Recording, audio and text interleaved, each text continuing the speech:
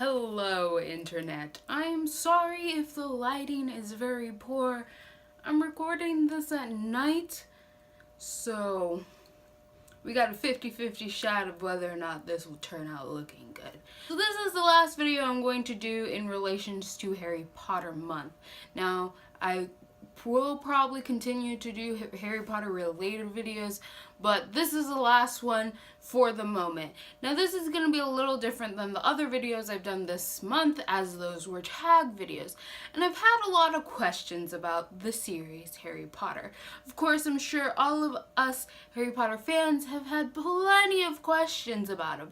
I think one of the best parts about Harry Potter is not only the story, but the countless plot holes. And while traditionally I'd be totally against plot holes, for some reason in Harry Potter I tend to love them.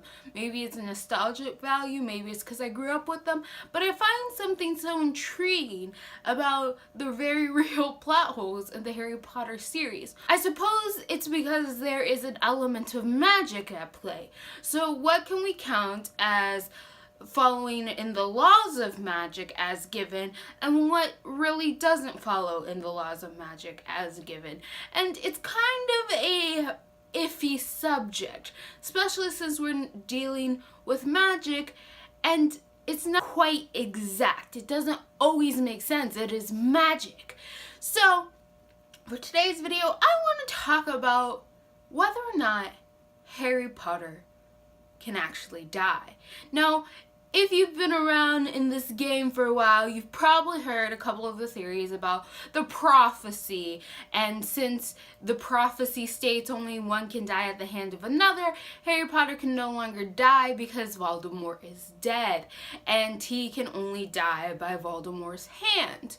I don't want to get into that. While I do find that to be an interesting theory about whether or not Harry Potter is capable of death, then we have the whole Master of Death thing, and whether or not the Hollows were just really good inventions or if they're actually gifts from death. We have all sorts of theories revolving Harry Potter and death. However, for this particular one, I want to talk about something that I don't see mentioned often, and that is the concept of Harry Potter as a Horcrux. Now, this was a big reveal in the 7th book, and it came a lot into play when Harry was searching for Horcruxes and yada yada. But does anybody else put in perspective what it means that Harry Potter was a Horcrux? Even if the piece of soul he had was the smallest piece, he was still a Horcrux, and there are specific rules that apply to Horcruxes, living or not. Maybe the rules are changed some ways because he's a living Horcrux, but we do have exact rules for how Horcruxes can be destroyed. And if I'm not mistaken, there are only like 3 ways. You either use Finfir, I think I'm saying that right, the Beast Fire, you use Basilisk Venom, or it has to be destroyed by the maker of the Horcrux. So Voldemort himself has to destroy his Horcrux, which is how Harry's Horcrux ends up being destroyed. So we know that there's only 3 ways for a Horcrux to die. So was Harry ever in any real danger of death? Or at least, was he in as much danger as we are led to believe? Of course, he has some very real chances where he could die. Like when he gets attacked by the Basilisk and he gets bitten. He's lucky enough to survive because Fox is there to cry all up on his arm. So we do have cases where he really could die, or like in the graveyard with Voldemort, or when he confronts him in the Order of Phoenix, and of course, like the final battle. We have seen cases where there was a very real potential for Harry to die. But it also calls into question other instances. While throughout the whole series we have seen Harry get hurt and get scratches, we've never seen him really maimed. Maybe a little battered and beaten up, but most of the time when he ends up in the hospital wing, it's because he passed out, more so than he actually got injured. I believe the worst injury that he actually sustained is when Lockhart disappeared his bones and he had a rubber arm. But other than that, I cannot remember a real time where Harry was in face of danger and in the end came out with a real bodily harm. Really, think about it. I can't think of a single instance where he came out and he was actually maimed and hurt and really scarred. I guess we could count the Umbridge thing, but while that was painful and cruel, that wasn't really life-threatening. So it couldn't exactly end him. And this is where the question begins. So how many instances was Harry really in danger? And could he have really died from all of the experiences he had? Take the Dementors, for example. This is a question I've been throwing a lot in my mind. If a Dementor kissed him, would he lose his soul? I mean, you don't technically die if a Dementor kisses you. They just suck away your soul. But would he lose his soul? Or would the Dementor kiss him and it take Voldemort's soul? Or would the Dementor kiss him and take his soul, but leave behind the Horcrux piece? And then that Horcrux piece could then become the dominant owner of Harry's body. Very confusing stuff, as you can see. It really doesn't make sense. What does being a Horcrux mean for Harry Potter? Is he capable of death, except in those 3 specific ways? Is he immune to Dementors? At least half immune, where he would keep at least one of the souls contained in his body. We have a lot to go on. Another thing that is kind of mentioned when in relation to Harry being a Horcrux is, and something I just want to comment on quickly, is the idea of Harry's family, the Dursleys, treating him poorly because he was a Horcrux.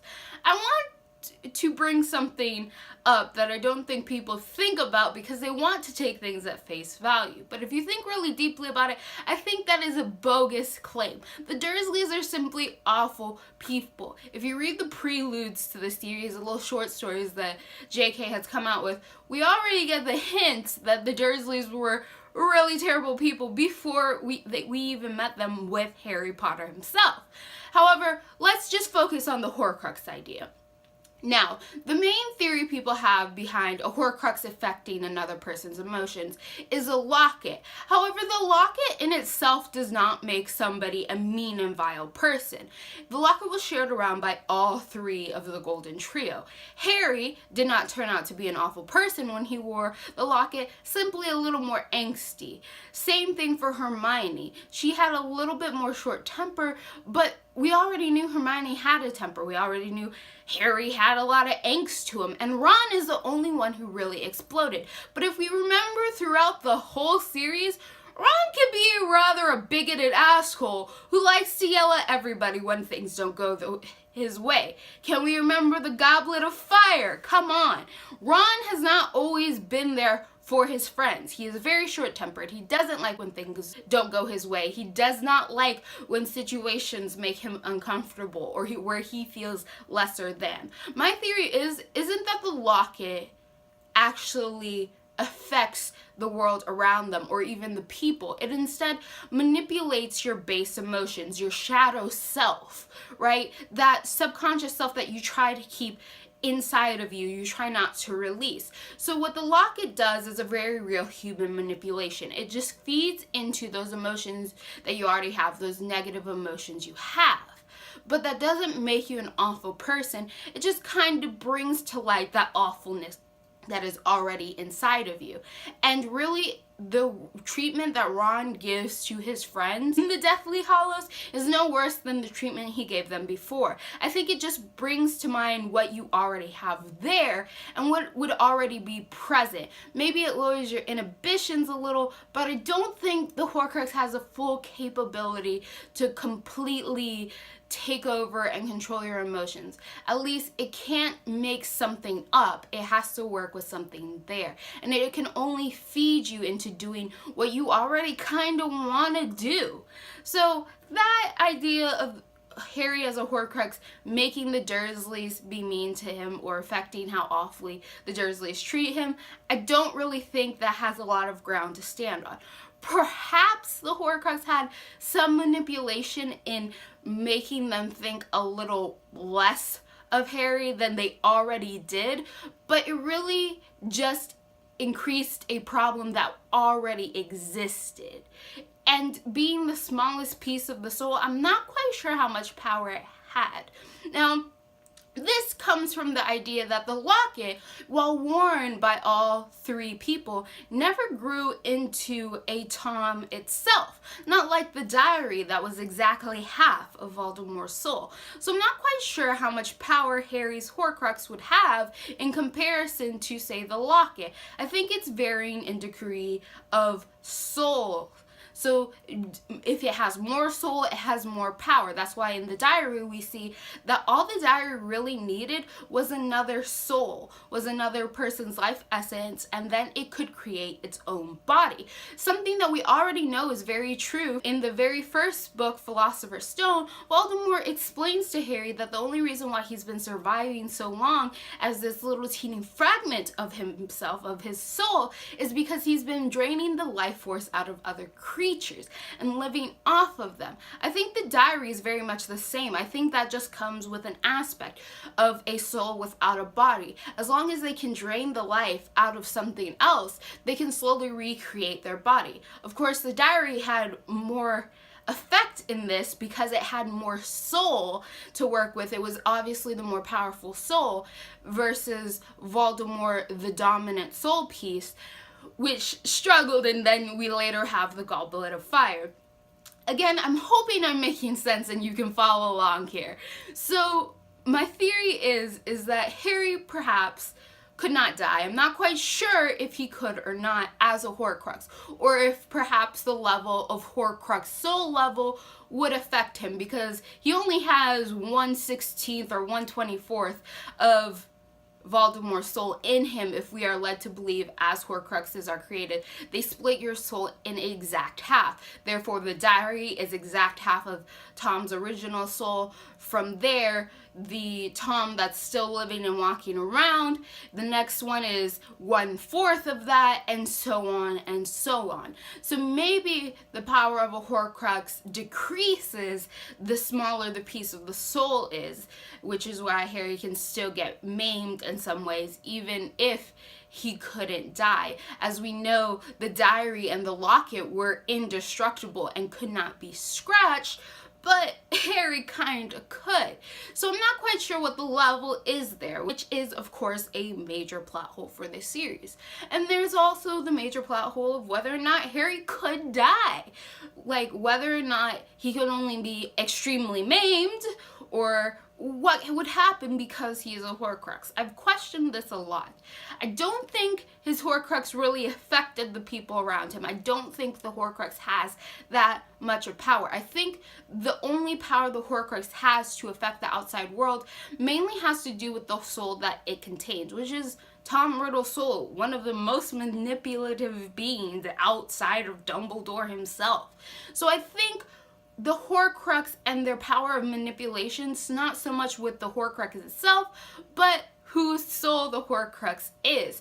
I mean, when we look at Tom Riddle, the diary, we see he really didn't affect people around him. He did affect Jenny, but he more possessed her and sort of manipulated her versus really affecting the environment around her. And no one actually knew anything was wrong with her until she ended up disappearing. So it doesn't seem like the Horcruxes have that ability. Same thing with the locket. It sort of manipulated every person who wore it, but only in bringing out their baser instincts and their shadow selves. Something that we have already seen present in them before, but just drawing that more to the surface, shortening their tempers and such. So I don't think Harry's, long story short, I don't think Harry's Horcrux really affected the Dursleys in the end. I don't think his Horcrux had that power. Now this is kind of out of left field, I know, but it's something I wanted to talk on if we're making a video about Harry Potter the Horcrux.